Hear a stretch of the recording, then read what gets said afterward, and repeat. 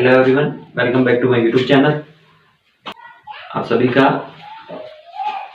रसायन विज्ञान chapter first 11th chemistry के रसायन विज्ञान चैप्टर फर्स्ट में स्वागत है। आज हम पढ़ेंगे पदार्थों का भौतिक वर्गीकरण और पदार्थों का रासायनिक वर्गीकरण, जिसमें तत्व, यौगिक, समांगी मिश्रण और विषमांगी मिश्रण। थंबनेल देख लिया होगा आपने सबसे पहले, और जो कल पढ़ा वो भी अपन रिवाइज करेंगे पूरा का पूरा। ठीक है, तो चलिए शुरू करते हैं।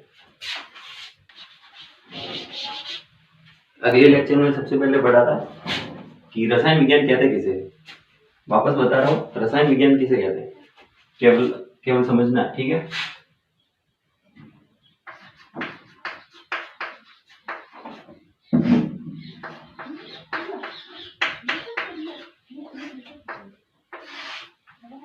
विज्ञान की वह शाखा जिसमें पदार्थों का संश्लेषण किससे हुआ है। देखो, मान लो जैसे कौन कौन से गुण आते हैं इसमें।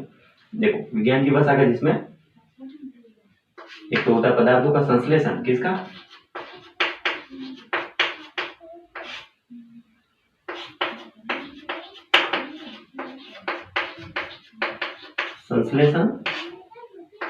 संश्लेषण यानी पदार्थों का संश्लेषण, यानी वो किससे बना हुआ है, संश्लेषण यानी किससे बनता है। ठीक है, और उसका संगठन, सेकंड है उसका संगठन,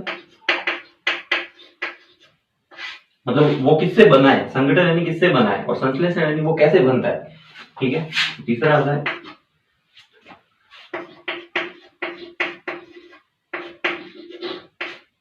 गुणधर्म, यानी उनके क्या गुण है। ठीक है, चौथा होता है अभिक्रियाएं।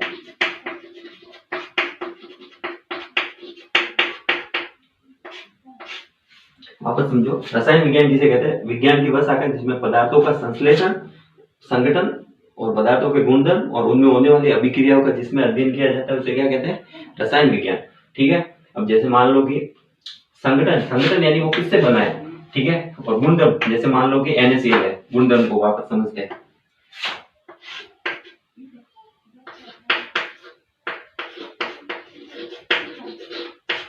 गुणधर्म यानी वो उनके मतलब क्या प्रॉपर्टी है, गुणधर्म। जैसे NaCl है, एग्जांपल दे दो, तो NaCl क्या देगा, Na प्लस और Cl माइनस। तो मतलब ये कहाँ काम आता है, ये उसके मतलब क्या गुण है। तो देखो, अपने जैसे तंत्रिका तंत्र में जो संवेग का आदान प्रदान होता है ना, तो वहां NaCl आयन की वजह से ही वो संवेग का आदान प्रदान होता है। जैसे मान लो कि ये तंत्रिका है,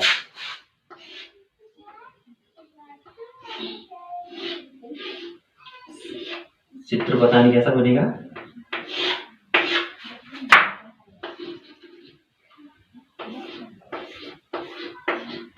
जब यहां से संवेग जाता है ना, जैसे ये इसको एक्सॉन बोलते हैं, इसको ठीक है, तो यहाँ से संवेग जाता है ना, तो उसमें NaCl का रोल होता है, और आयन की वजह से ही वो संवेग जाता है। तो मतलब ये NaCl का एक प्रकार के गुण है।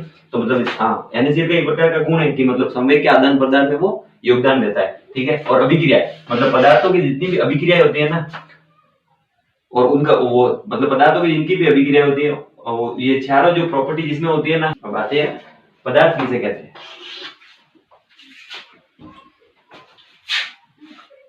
वापस देख लो एक बार, रसायन विज्ञान किसे कहते हैं, पदार्थों का संश्लेषण, संगठन, गुणधर्म और उनमें होने वाली अभिक्रियाओं का जिस विज्ञान में अध्ययन किया जाता है ना, उसे बोलते हैं रसायन विज्ञान। ठीक है, अब सेकंड पढ़ते हैं अपन पदार्थ। ठीक है, जो ब्रह्मांड है ना, पूरा ब्रह्मांड,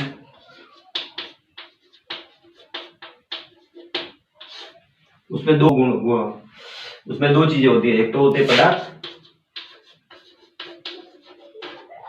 ठीक है, दूसरी होती है एनर्जी यानी ऊर्जा। इसमें ब्रह्मांड में दो होती है, एक तो पदार्थ या द्रव्य बोल सकते हैं इसको, और दूसरी होती है एनर्जी, ऊर्जा यानी एनर्जी, पूरे ब्रह्मांड में। ठीक है, तो अपन यहाँ पदार्थ का अध्ययन करेंगे, मतलब पदार्थ बताऊंगा। ठीक है, और एक समीकरण होता है आइंस्टाइन का समीकरण, E = mc²।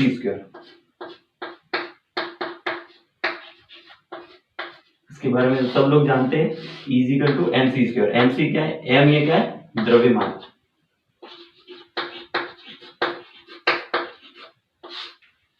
द्रव्यमान किसका, पदार्थ का।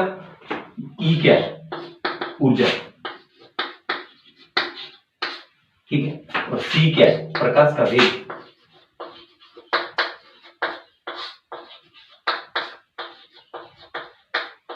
ठीक है, तो इस समीकरण को क्या बोलते हैं? आइंस्टाइन का समीकरण।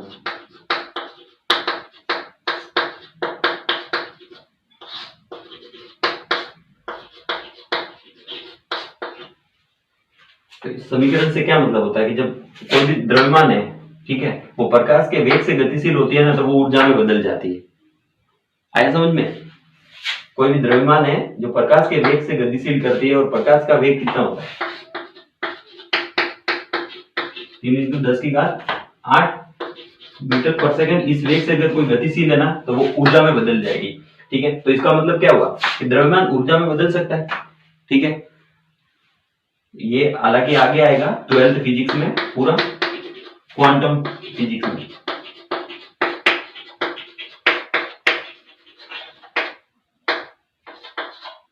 ठीक है, एक बार ये इतना समझ लो कि मतलब पदार्थ है, पदार्थ या द्रव्य वो ऊर्जा में बदल सकता है। बस इतना समझ लो। ब्रह्मांड में दो पाए जाते हैं, एक तो पदार्थ और एक ऊर्जा। ठीक है, अब अपन आगे अध्ययन करते हैं पदार्थ का। जैसे अगले लेक्चर में बताया था कि पदार्थ किसे कहते हैं? जो स्थान घेरती हो, जिसका द्रव्यमान हो और जिसे महसूस किया जा सकता हो, पदार्थ या द्रव्य, उसे बोलते हैं पदार्थ। ठीक है, तो वापस इतना बताने की जरूरत नहीं है, लेकिन वापस एक बार देख लो केवल पदार्थ।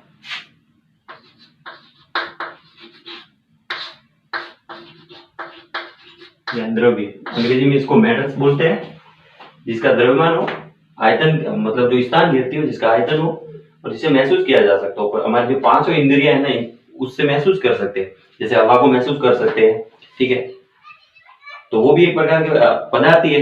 ठीक है, क्या क्या देखो,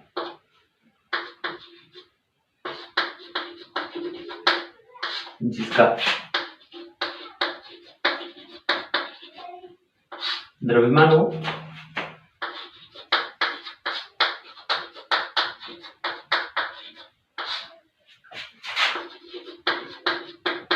आयतन घेरती हो और जिसे महसूस कर सकते हैं।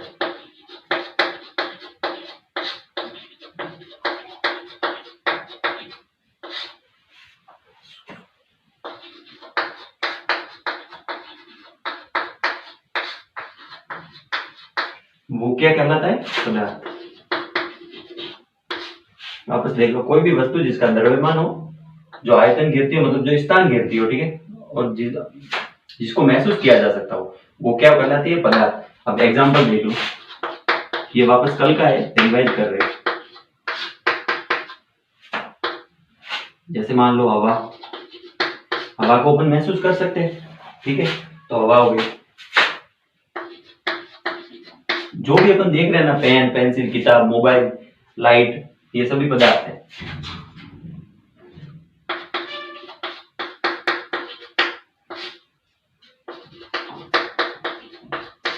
हाँ जी, ठीक है। अब अपन पदार्थों का वर्गीकरण देखेंगे। पदार्थों को दो तरीके से वर्गीकरण कर सकते हैं, ठीक है, एक भौतिक वर्गीकरण और दूसरा है रासायनिक वर्गीकरण। भौतिक वर्गीकरण को अपने इतना डीप नहीं पढ़ना है, जैसे कल बताया है ठोस, द्रव, गैस। ठीक है, कल एक कमेंट भी आया था कि मतलब पदार्थ की पांचवी अवस्था भी होती है। तो हाँ, पदार्थ की, लेकिन रूम टेम्परेचर पर केवल तीन ही अवस्थाएं पाई जाती है, ठोस, द्रव और गैस। वैसे मैं आंसर दे दिया था, ठीक है ना। जैसे हम देखेंगे पदार्थों का वर्गीकरण। ठीक है, पदार्थों को दो तरीके से वर्गीकृत कर सकते हैं। भौतिक वर्गीकरण तो अपन ने कल पढ़ लिया, रासायनिक वर्गीकरण आज अपना मेन लक्ष्य है। ठीक है, दो तरीके से वर्गीकरण कर सकते हैं।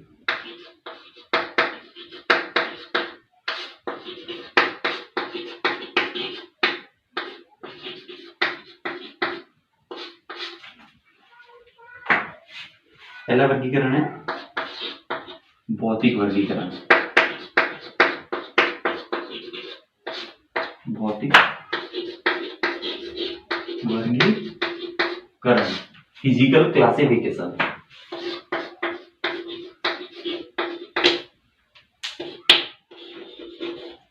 फिजिकल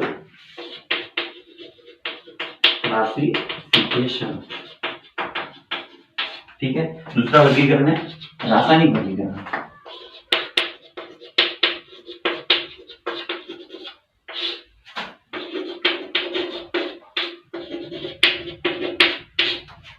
केमिकल क्लासिफिकेशन यहां लिख सकते हैं, केमिकल क्लासिफिकेशन। एक बार ये देख लो, पदार्थ जिसका द्रव्यमान आयतनों जिसे महसूस कर सकते हैं। जो भी एग्जांपल है, पदार्थों का दो तरीके से वर्गीकरण कर सकते हैं, एक भौतिक वर्गीकरण, रासायनिक वर्गीकरण। भौतिक वर्गीकरण कल पढ़ लिया, लेकिन थोड़ा सा वापस बताऊंगा यहाँ। और रासायनिक वर्गीकरण वर्गीकरण अपन डीप से पढ़ेंगे, ठीक है। भौतिक वर्गीकरण,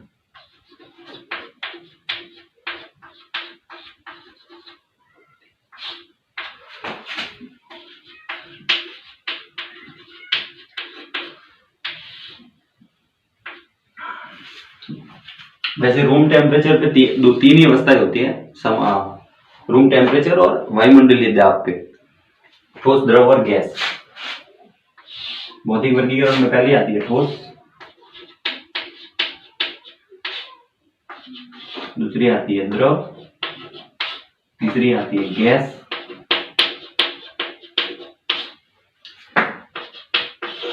चौथी आती है प्लाज्मा,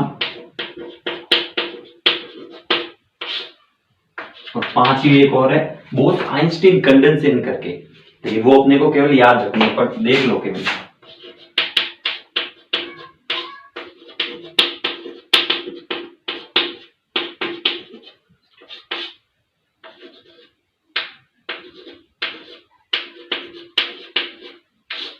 बोस-आइंस्टीन कंडेंसेशन।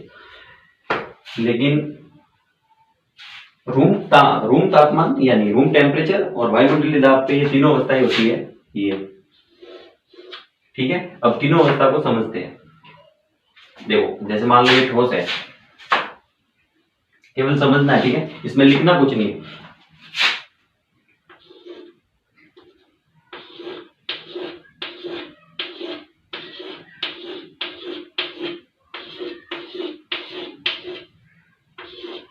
ये क्या है? ठोस। देखो, अब मान लो किसी ने पूछ लिया कि ठोस ठोस क्यों होता है, तो अपन क्या बोलेंगे कि उसका आयतन निश्चित होता है, आकार निश्चित होता है। नहीं, ठोस ठोस क्यों होता है? क्योंकि उनके अणुओं के बीच जो अंतराण्विक जो बल होता है ना, वो अधिक होता है, और जो अंतराण्विक दूरी होती है ना, वो बहुत न्यून होती है। अगर मान लो पूछ लिया किसी ने कि ठोस ठोस क्यों होता है, तो क्या जवाब देना है कि जो इंट्रामोलिक्यूलर जो फोर्स है ना, अंतराण्विक बल, वो होता है अधिक। देखो,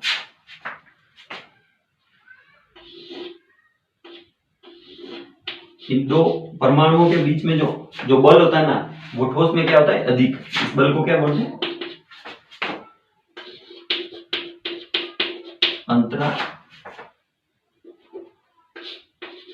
अंतराण्विक बल,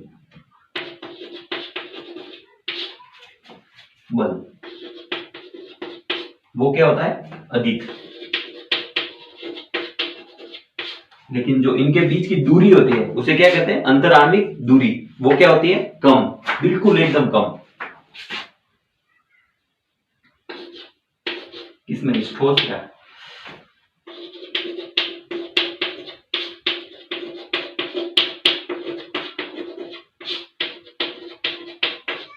देखो, ये अणु पास पास क्यों है? क्योंकि अंतराण्विक बल अधिक है, और तो दूरी अंतराण्विक बल क्या है? अधिक। और जो इनके मध्य की जो दूरी है, अंतराण्विक दूरी, वो क्या है? कम। इसी कारण से ठोस ठोस होता है, ठीक है। अब जब अंतराण्विक दूरी थोड़ी सी बढ़ जाएगी, यानी अंतराण्विक बल थोड़ा कम हो जाएगा, तो वो क्या बनेगा? द्रव।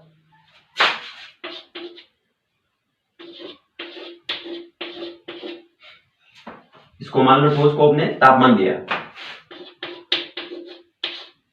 ठीक है, तो ये क्या बना? द्रव। द्रव में क्या है? अंतराण्विक बल क्या है? थोड़ा सा कम है। अंतराण्विक बल थोड़ा सा कम है, किससे? ठोस से कम है, लेकिन गैस से अधिक है।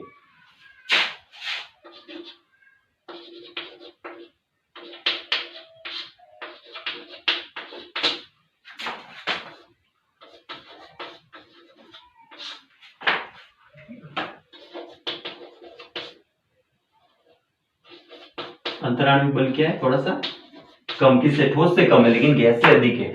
और जो दूरी है अंतराण्विक दूरी वो थोड़ी सी बढ़ जाती है, किसमें, द्रव में। यहां तक है समझ में? वापस लिख देते हैं।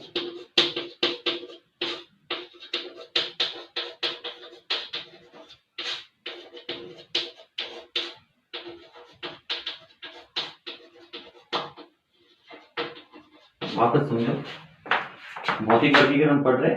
भौतिक वर्गीकरण वैसे रूम तापमान और ये वायुमंडलीय दाब पे 3 अवस्था पाई जाती है, ठोस, द्रव और गैस। चौथी अवस्था है प्लाज्मा, पांचवी अवस्था है बोस आइंस्टीन कंडेंसेट करके। ठीक है। अब ठोस में क्या होता है कि अंतराण्विक जो बल होता है वो बहुत अधिक होता है, तभी तो जो मतलब जो परमाणु है वो पास पास होंगे। ठीक है। जब इसका तापमान बढ़े तो अंतराण्विक बल क्या हुआ, कम हुआ, तो वो द्रव बना। ठीक है। और अंतराण्विक दूरी क्या होगी, थोड़ी सी बढ़ गई। अब और तापमान देंगे किसको, द्रव को, तापमान को इसको डेल्टा से दर्शाते हैं।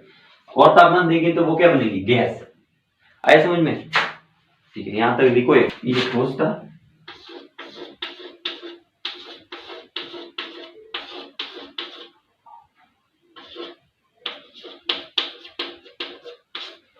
इसको अपने तापमान दिया था, क्या बना था, द्रव। इसमें अंतराण्विक दूरी बहुत कम, अंतराण्विक बल बहुत अधिक। इसमें अंतराण्विक दूरी थोड़ी सी बढ़ गई, अंतराण्विक बल थोड़ा सा कम हुआ। जब और तापमान देंगे, ठीक है, और तापमान देंगे तो वो क्या बनेगी, गैस। एक सेकेंड, वो क्या बनेगी, गैस।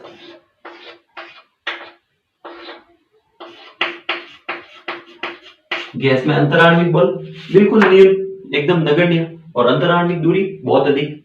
ठीक है। अब जब देखो गैस को वापस बहुत हाई टेम्परेचर पे करते हैं ना, जैसे हाई टेम्परेचर कहाँ होता है, सूर्य भगवान पे। तो जब गैस को बहुत अधिक टेम्परेचर करते हैं ना, तो जो अवस्था प्राप्त होती है ना, उसे बोलते हैं प्लाज्मा अवस्था। चौथी अवस्था, पदार्थ की चौथी अवस्था, प्लाज्मा। देखो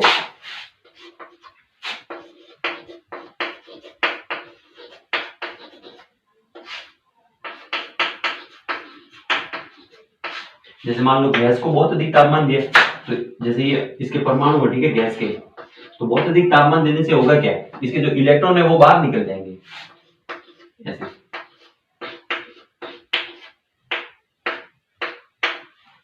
और जो वो अवस्था प्राप्त होगी ना, उसे बोलते हैं प्लाज्मा अवस्था।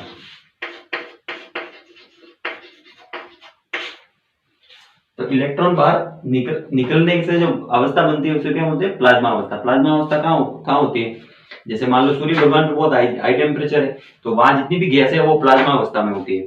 ठीक है। अब देखना, एक बात याद रखना कि जो मुक्त इलेक्ट्रॉन होते हैं ना, कहीं भी केमिस्ट्री में मुक्त इलेक्ट्रॉन पाए जाते हैं ना, तो वहां दो गुणधर्म होते हैं। देखो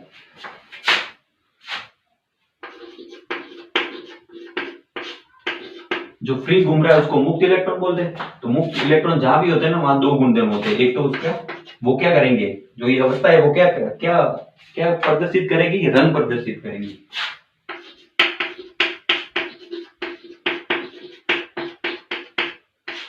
ठीक है। और दूसरा है उसमें धारा का प्रवाह होगा, यानी कि करंट।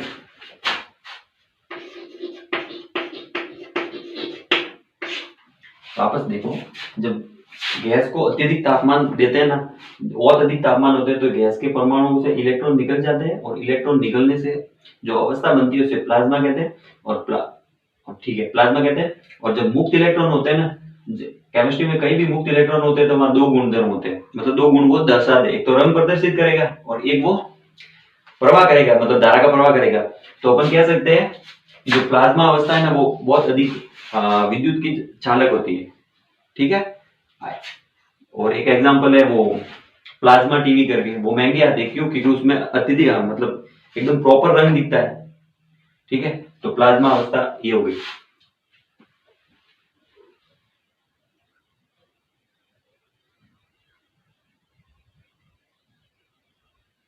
ठीक है।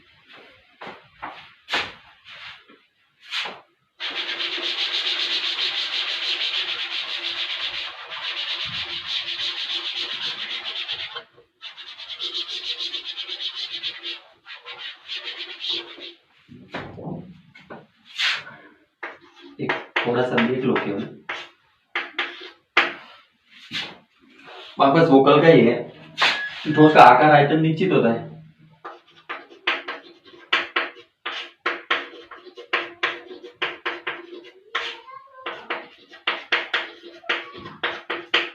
ठोस का आकार मान लो ये चौक है, ठीक है, तो आकार निश्चित है। जैसे मान लो ये चौक है, इसको मैंने यहां से यहां रखा, तो आकार तो नहीं बदला, बदलेगा क्या? नहीं बदलेगा। और आयतन मतलब यहाँ जितना स्थान घेरती है यहाँ भी इतना ही स्थान घेरेगी, तो आकार और आयतन निश्चित होता है, ठीक है। द्रव केवल समझना है, द्रव का क्या होता है, आकार अनिश्चित होता है और जो आयतन होता है ना वो निश्चित होता है। आकार अनिश्चित कैसे? देखो, जैसे अपन एक गिलास में पानी लिया, ठीक है, वो मैंने कल भी समझाया था, गिलास में पानी लिया, अब किसी दूसरे पदार्थ मतलब दूसरे वस्तु में डाल दिया, वो पानी है, तो वो जो वो पात्र होगा ना उसी की अवस्था लेगा, कौन? द्रव। आए समझ में? लेकिन जो आयतन होता है ना उसका निश्चित होता है। जैसे मान लो अपन ने क्या दूध वाले से दूध लिया, ठीक है, अब दूध तो ले लिया और वापस जब अपन तपेले पे गर्म करते हैं तो दूध आधा लीटर लिया, वो 2 लीटर नहीं होगा, नहीं होगा। उसका आयतन जैसे आधा लीटर लिया तो वो आधा लीटर ही होगा, ठीक है ना। तो उसका आयतन निश्चित होता है लेकिन आकार बदल जाता है द्रव का।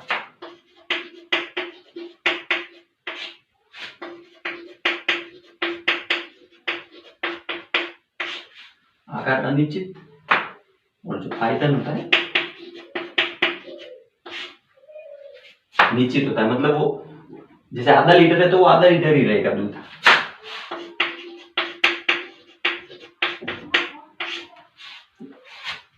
और गैस का आकार आयतन दोनों अनिश्चित होते हैं। वापस देख लो, ठोस का आकार आयतन निश्चित होता है, ठीक है, और द्रव का आकार अनिश्चित होता है और जो आयतन है वो निश्चित होता है, ठीक है।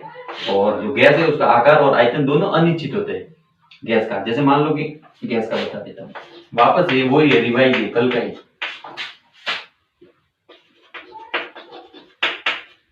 आकार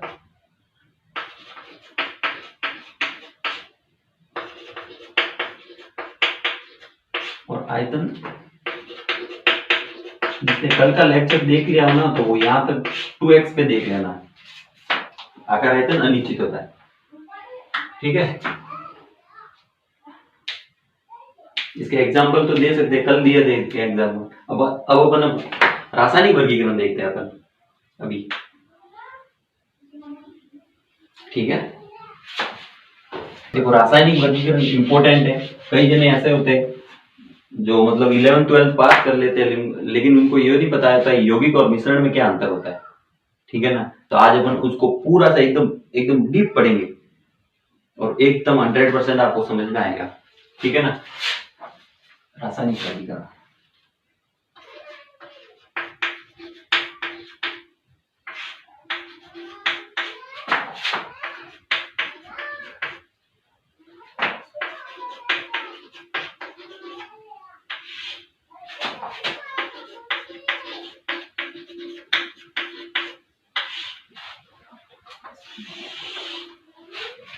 देखो पदार्थों का रासायनिक वर्गीकरण ये इंपॉर्टेंट है, एनसीईआरटी में दे रखा है और सब बोर्ड में होगा। सब जो भी हिंदी मीडियम के जितने भी बोर्ड है उसमें रासायनिक वर्गीकरण दे रखा है, ठीक है। अपन अभी पढ़ते हैं पदार्थ। देखो, एक बार ये सारणी समझ लो, उसके बाद में अपन एक एक करके समझेंगे। पदार्थ या कह सकते हैं द्रव्य, ठीक है, वो 2 प्रकार के होते हैं। रासायनिक वर्गीकरण कर रहे हैं, ठीक है।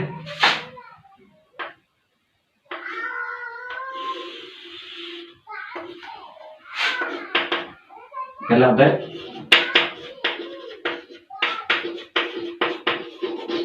शुद्ध पदार्थ,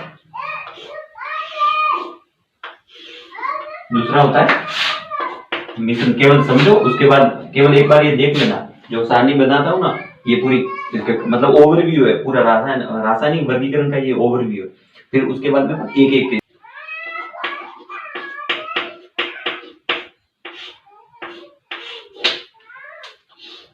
ठीक है। शुद्ध पदार्थ वापस 2 भागों में विभाजित है, एक होता है तत्व, दूसरा होता है यौगिक।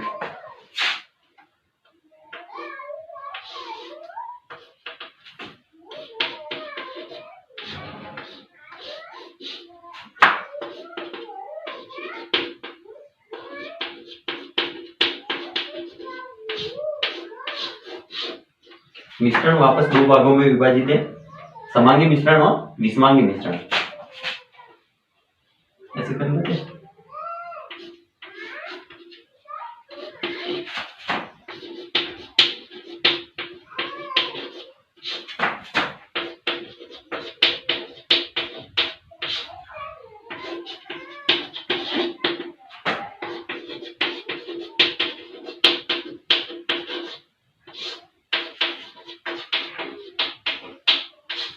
एक बार ये देख लो रासायनिक वर्गीकरण ऊपर से ओवरव्यू। रासायनिक वर्गीकरण पदार्थ को दो भागों में विभाजित किया, शुद्ध पदार्थ और दूसरा है मिश्रण। शुद्ध पदार्थ को वापस दो भागों में विभाजित किया, तत्व और यौगिक में, और मिश्रण को वापस दो भागों में विभाजित किया, समांगी मिश्रण और विषमांगी मिश्रण। अभी अपन एक एक से पढ़ते हैं, एक पढ़ते हैं, ठीक है। अब पहला पढ़ेंगे शुद्ध पदार्थ किसे कहते हैं।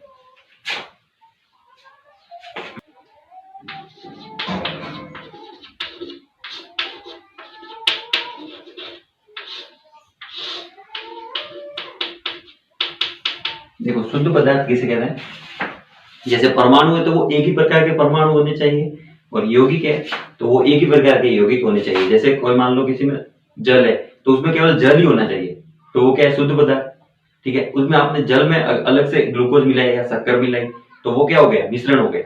तो शुद्ध पदार्थ किसे कहते हैं, जिसमें एक ही प्रकार के परमाणु हो या एक ही प्रकार के यौगिक हो, या फिर ऐसे लिख सकते हैं, ऐसा पदार्थ जिसमें एक ही प्रकार के अभिकर्मक हो, उसे शुद्ध पदार्थ कहते हैं। परिभाषा लिख सकते हैं, देखो शुद्ध पदार्थ ऐसा पदार्थ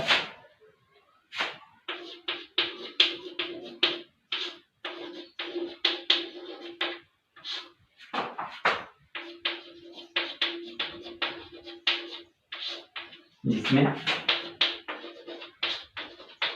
एक ही प्रकार के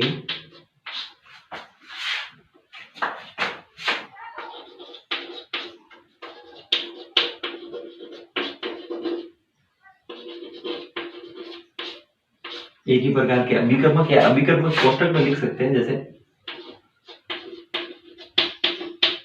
परमाणु, अणु, यौगिक।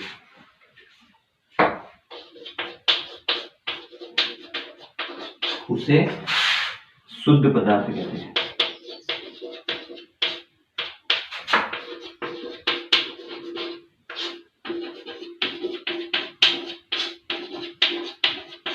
अभी अपन एग्जाम्पल से समझते हैं, ठीक है। जैसे मान लो कि इसमें मान लो जल है H2O, तो केवल H2O ही होना चाहिए, तो वो हो गया शुद्ध पदार्थ। और H2O में अगर मान लो कोई भी जैसे अमोनिया मिला दिया तो वो शुद्ध पदार्थ नहीं होगा, क्योंकि दो प्रकार के अभिकर्मक मिल गए, एक तो जल मिल गया और एक अमोनिया मिल गया। जैसे मान लो कि इसमें ऑक्सीजन गैस है, ठीक है,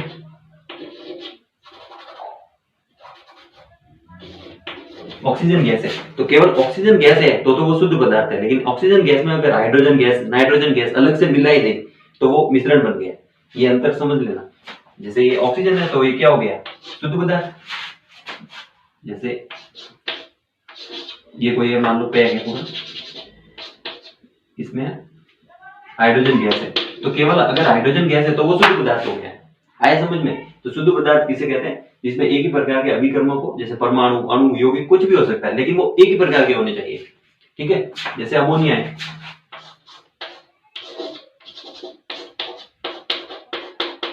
NH3, तो इसमें पूरे में NH3 अगर है तो वो है शुद्ध पदार्थ, ठीक है। आया समझ में। तो शुद्ध पदार्थ किसे कहते हैं, ऐसा पदार्थ जिसमें एक ही प्रकार के अणु हो, यौगिक हो, परमाणु हो, लेकिन वो एक ही प्रकार के होने चाहिए। आया समझ में। अब शुद्ध पदार्थ को दो भागों में विभाजित करते हैं वापस।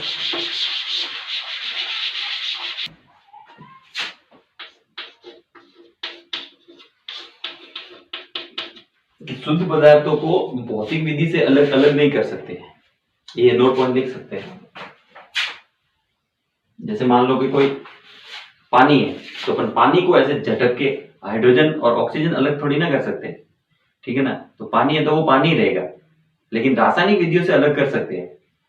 ठीक, तो नोट लिख सकते हैं। शुद्ध पदार्थों को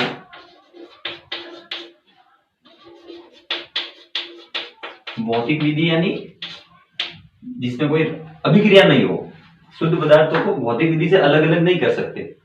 जैसे झटकना हो गया, छानना हो गया, तो इनसे अलग नहीं कर सकते। जैसे जल को छान के हाइड्रोजन ऑक्सीजन अलग थोड़ी ना कर सकते, है ना। तो शुद्ध पदार्थों को भौतिक विधियों से अलग नहीं कर सकते, मतलब अवयव उनके अलग अलग अलग नहीं कर सकते।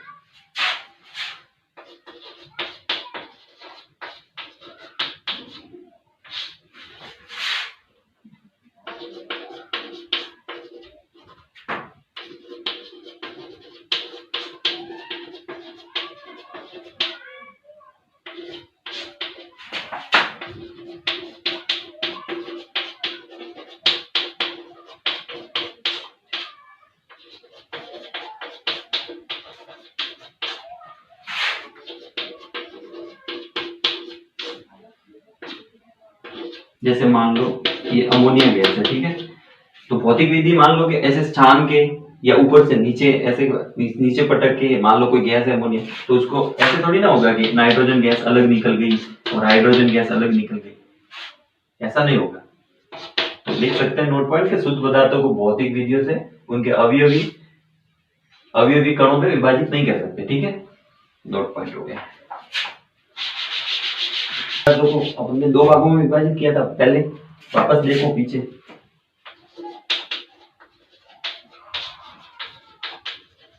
इसमें एक तत्व, दूसरा क्या था, यौगिक। तो अपन अभी पढ़ेंगे तत्व कहते हैं।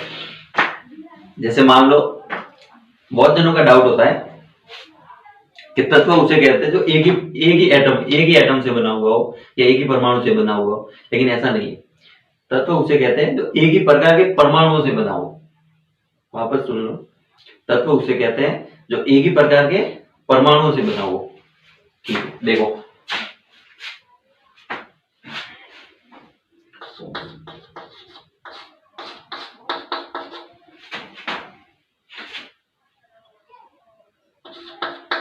लिख सकते, परिभाषा लिख दो। ऐसा पदार्थ जो एक ही प्रकार के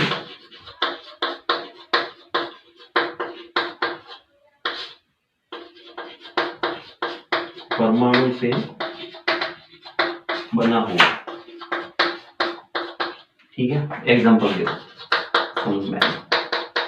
देखो जैसे ये ऑक्सीजन है, तो ये तत्व है, हाँ है। क्यों? क्योंकि इसमें एक ही प्रकार के परमाणु है। जैसे ऑक्सीजन के एटम तो दो है, लेकिन है तो एक ही प्रकार के ना। तो ऑक्सीजन तत्व है, हाँ है। नाइट्रोजन तत्व है, हाँ है, क्योंकि नाइट्रोजन के एक ही प्रकार के परमाणु है। मतलब वो कितने भी सकते हैं, 2 हो सकते हैं, 8 भी हो सकते हैं, जैसे P4S8, लेकिन वो है तत्व। देखो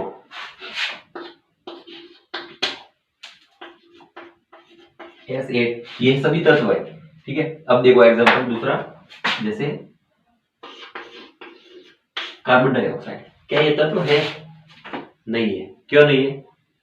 क्योंकि इसमें एक से अधिक प्रकार के परमाणु आ गए। एक कार्बन हो गया और एक हो गया ऑक्सीजन। लेकिन परिभाषा क्या है? एक ही प्रकार के परमाणु होने चाहिए, एक ही प्रकार के, एक परमाणु नहीं, एक ही प्रकार के। तो ये क्या है? ये तत्व है कार्बन डाइऑक्साइड? नहीं। क्या अमोनिया तत्व है? नहीं। क्या जल तत्व है? नहीं। क्या सल्फ्यूरिक अम्ल तत्व है? नहीं। क्यों? क्योंकि इसमें तो तीन एटम हो गए, हाइड्रोजन हो गया, सल्फर हो गया और ऑक्सीजन हो गया। तो ये तत्व नहीं है। लेकिन क्या ये शुद्ध पदार्थ है? ये भी तो हो सकता है शुद्ध। देखो हम शुद्ध पदार्थों का ही तो वर्गीकरण कर रहे हैं, तत्व और यौगिक। अब तत्व पढ़ रहे हैं जो एक ही प्रकार के परमाणुओं से बना हो। जैसे मान लो अब मान लो पूछ लिया कि ये अमोनिया शुद्ध पदार्थ है, तो हो सकता है? क्यों नहीं हो सकता है? अगर इसमें मान लो पूरा का पूरा अमोनिया भरा हुआ है तो ये शुद्ध पदार्थ तो हो सकता है, लेकिन तत्व नहीं है। आया समझ में? अब ये अपन पढ़ेंगे यौगिक। शुद्ध पदार्थ पहला तत्व पढ़ लिया, अब ये अपन पढ़ेंगे यौगिक। अब सबसे बड़ी बात, यौगिक किसे कहते हैं?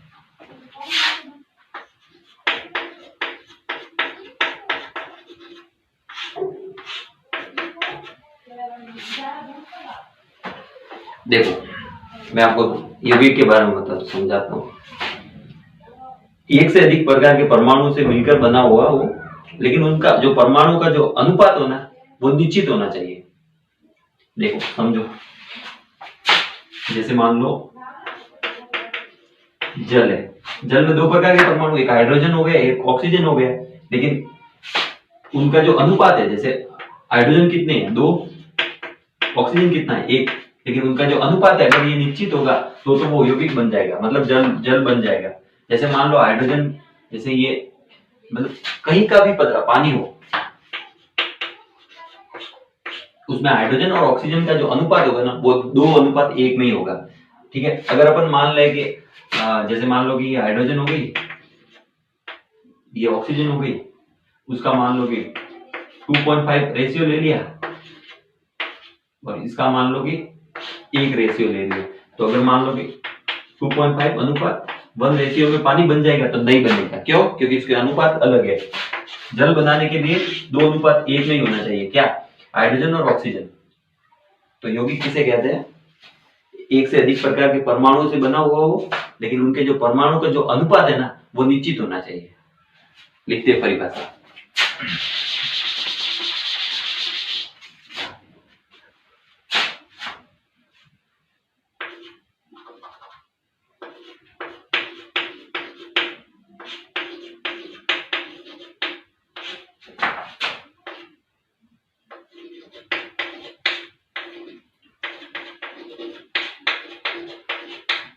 ऐसा पदार्थ जो एक से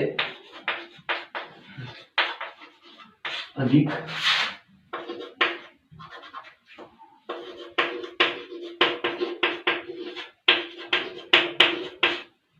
परमाणु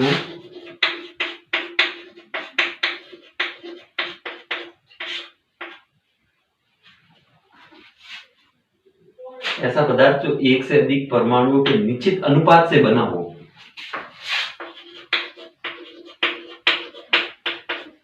अनुपात से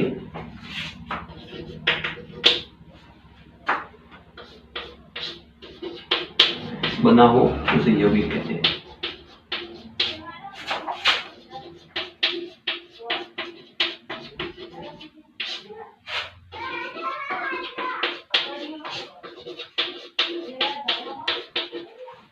आए समझ में? यौगिक किसे कहते हैं? ऐसा पदार्थ जो एक से अधिक परमाणु के निश्चित अनुपात, ये इंपॉर्टेंट लाइन है, अनुपात है ना वो निश्चित होना चाहिए, निश्चित अनुपात से बना हो उसे क्या कहते हैं? यौगिक।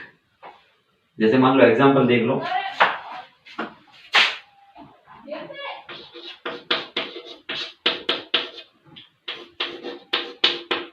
अमोनिया, तो अमोनिया का इसमें नाइट्रोजन का अनुपात कितना है? 1, हाइड्रोजन का कितना है? 3, तो ये यौगिक है। हाँ, एग्जांपल संख्या 1। जल देख लो, ग्लूकोज देख लो, सल्फ्यूरिक अम्ल ले लो। ठीक है, सल्फ्यूरिक अम्ल में अनुपात इसमें भी निश्चित है, 2, 1 और 4। तो अनुपात निश्चित होता है ना जिसमें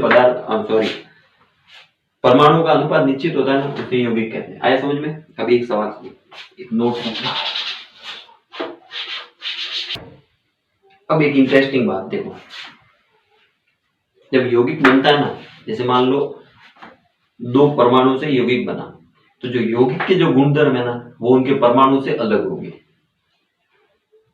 वापस बोल रहा हूं, जैसे 2 परमाणु से यौगिक बना, 2 परमाणु से मिलकर यौगिक बना, लेकिन जो यौगिक के जो गुणधर्म है ना वो उनके जो परमाणु के जो गुणधर्म है ना उनसे अलग होंगे। एग्जाम्पल के थ्रू समझो,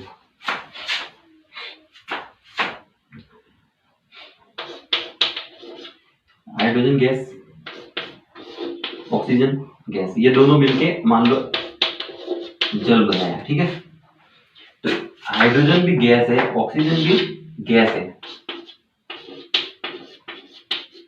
लेकिन जो बनने वाला यौगिक है ये क्या है, द्रव है। आया समझ में? तो मतलब वापस बोल रहा हूं कि जो यौगिक जिनसे बना हो ना, उनके इनके और यौगिक के गुणधर्म अलग अलग हो सकते हैं और अलग अलग ही होते हैं। जैसे ये हाइड्रोजन और ऑक्सीजन गैस है, लेकिन ये यौगिक जो जल है ये द्रव है। और समझो वापस,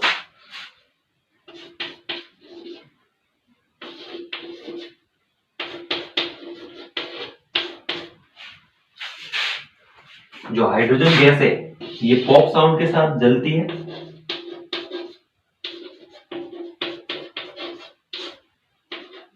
और ये जो ऑक्सीजन गैस है ये दमन में सहायक है, यानी कि जलने में सहायक है। कोई भी चीज मतलब जलती है ना, उसमें सहायक है कौन, ऑक्सीजन।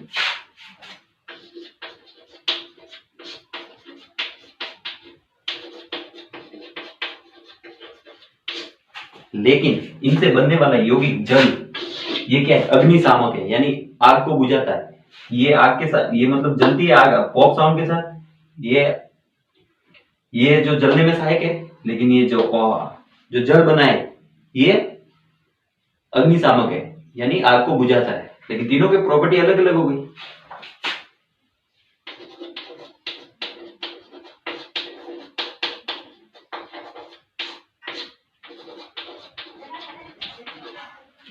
आया समझ में? देखो वापस वो ओवरव्यू बता रहा हूं मैं।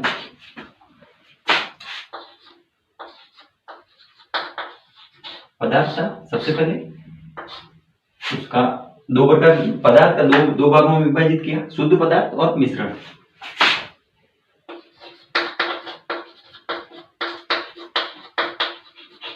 शुद्ध पदार्थ को वापस दो भागों में विभाजित किया, तत्व और यौगिक।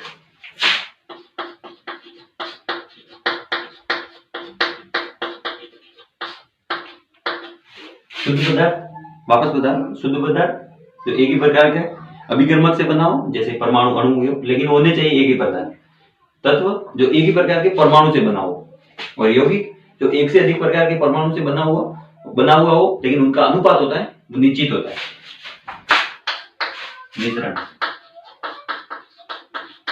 मिश्रण को दो भागों में विभाजित किया था, समांगी मिश्रण और एक बताया था विषमांगी मिश्रण। सबसे पहले समांगी मिश्रण पढ़ेंगे, उसके बाद में विषमांगी मिश्रण पढ़ेंगे। समांगी मिश्रण,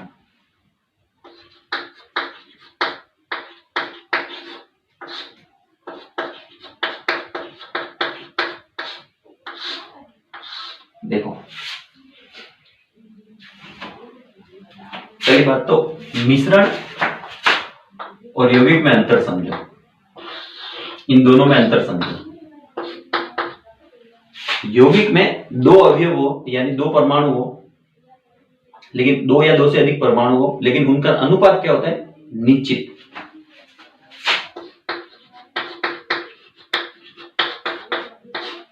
लेकिन जो मिश्रण में है ना, जैसे मान लो मिश्रण में दो अवयव मिले हुए हो, लेकिन उनका जो अनुपात है ना वो निश्चित नहीं होता, किसी भी अनुपात में मिल सकते हैं, तो क्या बनता है, मिश्रण।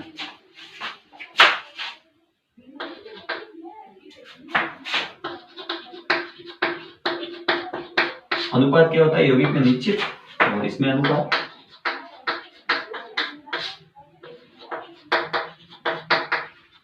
अनिश्चित। वापस देखो, यौगिक में जो भी मिलते हैं उनका अनुपात निश्चित होता है, और जो मिश्रण में है ना, जो भी अवयव मिलते हैं उनका अनुपात क्या होता है, अनिश्चित। मतलब किसी भी अनुपात में मिला सकते हैं। जैसे मान लो शरबत है, ठीक है, सॉरी शरबत है, शरबत में अपन पानी लेंगे सबसे पहले, ठीक है, उसमें थोड़ा नींबू डालेंगे, नींबू का मतलब रस डालेंगे, और उसमें शक्कर डालेंगे और नमक भी डालेंगे।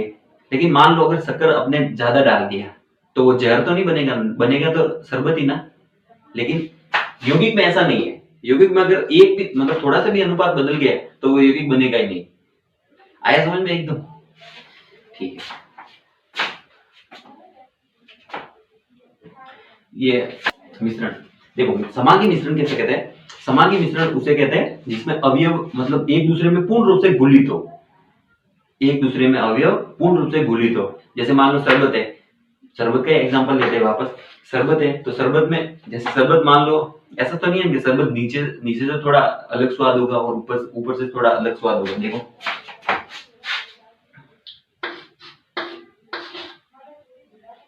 ये क्या है, शरबत। इसमें इसमें क्या क्या है, पानी है, शक्कर है, नमक है, और ये एक दूसरे में पूर्ण रूप से घुलित होंगे। लिख सकते हैं पूर्णतः मिश्रित।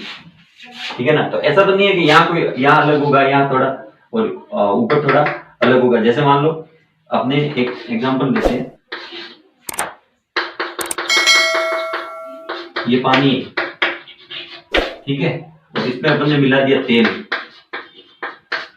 पानी और तेल कभी पूर्ण रूप से घुलते हैं? नहीं घुलते, तेल हमेशा ऊपर रहेगा ऐसे, और पानी नीचे रहेगा, तो ये पूर्ण रूप से घुलते नहीं है। तो ये कौन सा मिश्रण होगा? विषमांगी मिश्रण। लेकिन जो पूर्ण रूप से एक दूसरे में घुलित होते हैं, मतलब उनका उनका जो मतलब अवयवी कण, उनका संगठन पूरे मिश्रण में एक जैसा होता है, तो होते हैं समांगी मिश्रण। और अगर पूर्ण रूप से नहीं घुलते हैं तो उसे बोलते हैं विषमांगी मिश्रण। परिभाषा लिखते हैं, ठीक है। समांगी मिश्रण ऐसा मिश्रण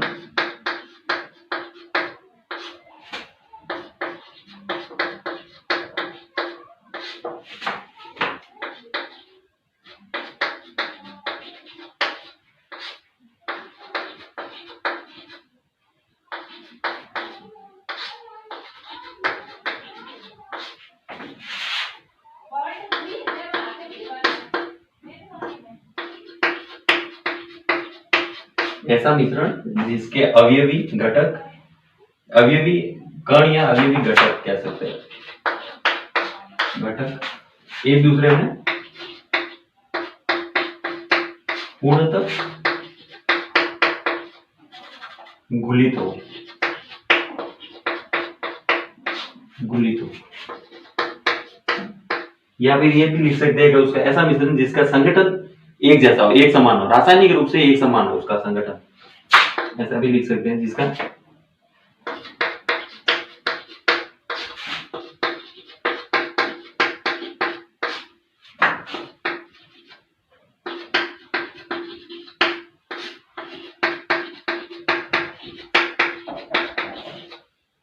रासायनिक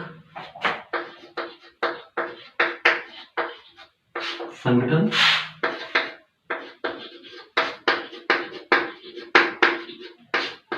एक समान है।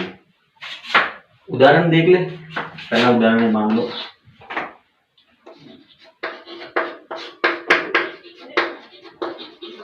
जल प्लस नमक। जल में अगर आप नमक घुलाओगे तो वो पूरा एक जैसा दिखेगा।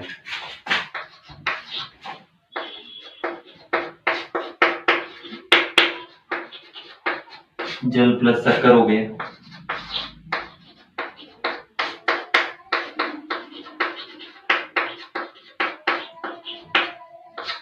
जल और अल्कोहल, जल में अल्कोहल मिला देना तो भी वो एक जैसा ही दिखता है। ठीक है, ये हो गया समांगी मिश्रण। अभी पढ़ते हैं विषमांगी मिश्रण। एक बार जवाब बताता हूँ, अभी 11th है।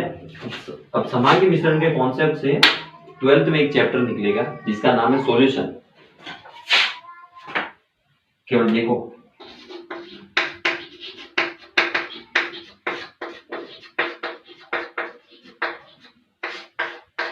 ये 12th में। अब यहां से जो निकलेगा वो चैप्टर, उसका नाम है सॉल्यूशन या विलयन। विलयन किसे कहता है? ऐसा समांगी मिश्रण जिसमें विलेय और विलायक उपस्थित हो। वो 12th में पढ़ेंगे अपन।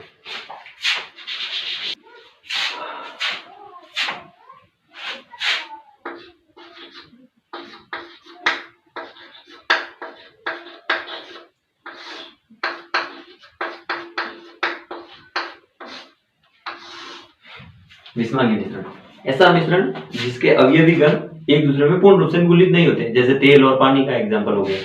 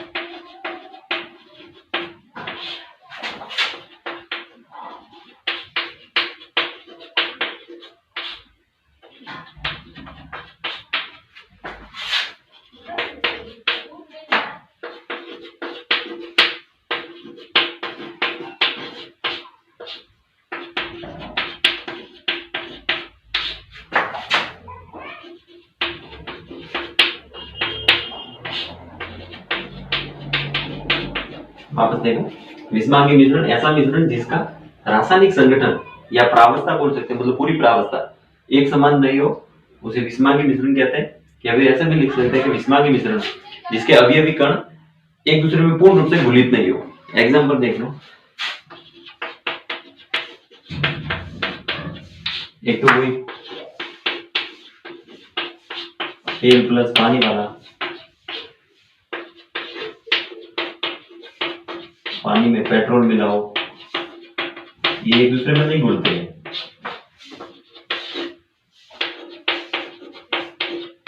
पानी में रेत मिलाओ, है ना। ठीक है, अभी अपन वापस एक पूरा ओवरव्यू देख लेते हैं। सबसे पहले अपने भौतिक वर्गीकरण देखा, ठीक है, ठोस, द्रव, गैस, प्लाज्मा और बोस आइंस्टीन कंडेंसेंस करके उनके उनके थोड़ा वर्गीकरण किया। उसके बाद में रासायनिक वर्गीकरण देखा। रासायनिक वर्गीकरण करने से तत्व या द्रव्य बोल सकते हैं। सबसे पहले क्या बना, शुद्ध पदार्थ, दूसरा मिश्रण। शुद्ध पदार्थ दो प्रकार के तत्व और यौगिक हो गए, और ये मिश्रण समांगी मिश्रण और विषमांगी मिश्रण। पूरा एकदम डीप डीप से पढ़ा है, ठीक है। एक और भी अपन नोट लिख सकते हैं, ये लास्ट में वेरी इंपॉर्टेंट नोट है।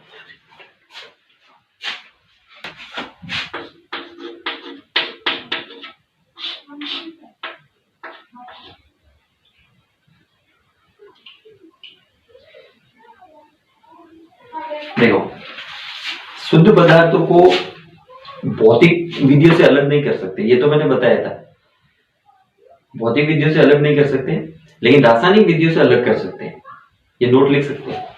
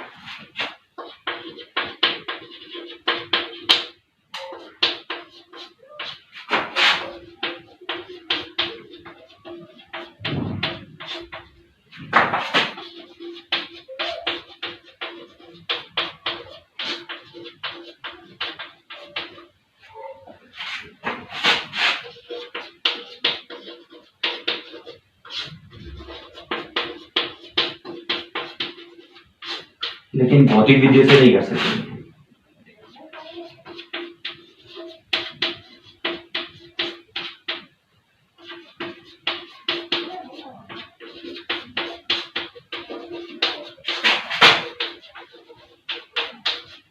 वापस देखो, शुद्ध पदार्थ या यौगिक जिनमें उपयुक्त रासायनिक विधियों से उनको अलग अलग कर सकते हैं। जैसे मान लो जल है, जल को गर्म किया तो ऑक्सीजन और हाइड्रोजन गैस निकल सकती है, लेकिन ये तो रासायनिक विधि हो गई। जैसे वो एग्जांपल मैंने दिया था, जल को ऐसे छान के अपन हाइड्रोजन और ऑक्सीजन नहीं निकाल सकते। लेकिन मिश्रण में ऐसा है, देखो दूसरा नोट लिखो,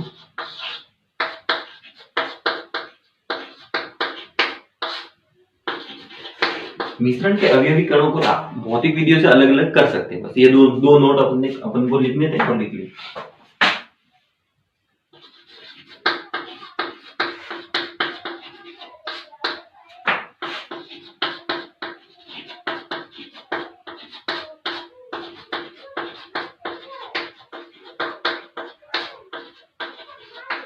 अलग अलग कर सकते हैं।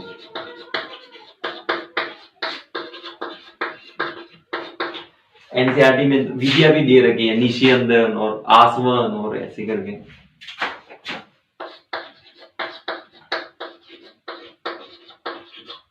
निशियंदन, आसवन आदि, ये क्या है? भौतिक विधियां। भौतिक विधियों से मिश्रण को अलग अलग कर सकते हैं। ठीक है, आज के लिए इतना ही, मिलते हैं अगले वीडियो में।